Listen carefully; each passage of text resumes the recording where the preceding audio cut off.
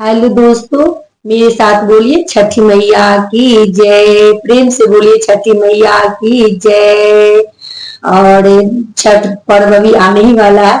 मैं आप लोगों के समक्ष बहुत ही प्यारा है, पारंपरिक है। पारंपरिक गाना का आनंद ही कुछ और है। और मेरा मकसद ये है कि मैं पारंपरिक गाना को आगे बढ़ाना है, ताकि पारंपरिक गाने में आनंद आता है, तो आप लोग को भी जरूर आनंद आएगा। मेरे साथ बोली छठी मैया की जय। कहाँ तो हर नहीं रागे धोबिन, कहाँ तोरे ससुरालिया। कहाँ तो हर नहीं रागे धोबिन, कहाँ तोरे ससुरालिया। कहाँ बीतैलेगे धोबिन, ए हो साड़ी रातिया। कहाँ बीतैलेगे धोबिन, ए हो साड़ी रातिया।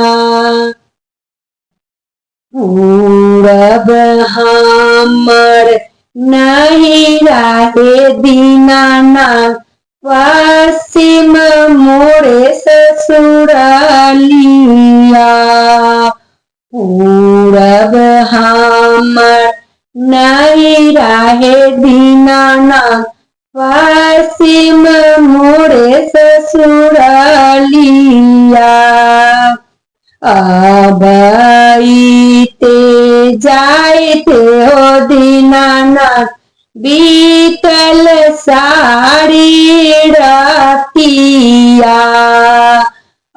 अबईत जायते हो दीनानाथ, बीतल साड़ी रातिया। कोने दुख में डूबेलेगे धोबिन, कोने परल विपतिया। कोने दुख में डूबेलेगे धोबिन, कोने परल विपतिया। छठी मैया के बराता कैले नहीं बीते रातिया। छठी मैया के बराता कैले नहीं बीते रातिया। कपरा फीचैते दीनानाथ, पीरल जाइ छै बहिया। तैयो ना छोड़े लाओ दीनानाथ, नाम मोरा बझिनिया।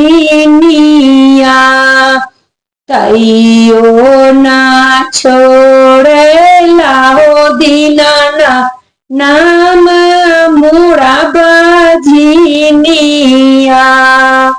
मांगे मांगे मांगे गे अबला, मांगवे जे तू फलवा। मांगे मांगे मांगे गे अबला, मांगवे जे तू फलवा। देबाऊ सब फल वागे अबला, हमारा चढ़ेबे डलवा। देबाऊ सबे फल वागे अबला, हमारा चढ़ेबे डलवा। नहीं रामे मंगले हो दीनानाथ, भाई रे भतीजवा।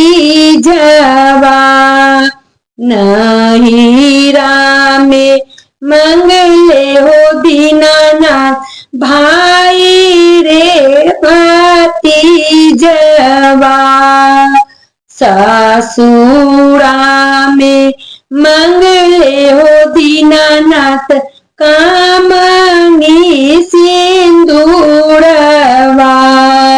ससुरा में मंगले हो दीनानाथ कामनी सिंदूरवा। गोदिया में देहु दीनानाथ गजाधर ऐसन पुत्रवा। गोदिया में देहु दीनानाथ गजाधर ऐसन पुत्रवा। बाजिन नाम छोड़ा दाहो दीनानाथ जोड़ा चढ़े गो सुपवा। बाजिन नाम छोड़ा दाहो दीनानाथ जोड़ा चढ़े गो सुपवा। औरो हमारा देहु दीनानाथ कटिया भरल दूधवा। भरल पूरल दिया हो दीनानाथ कुल परिवारवा। भरल पूरल दिया हो दीनानाथ कुल परिवारवा। बोलो बोलो छोटी मैया की जय।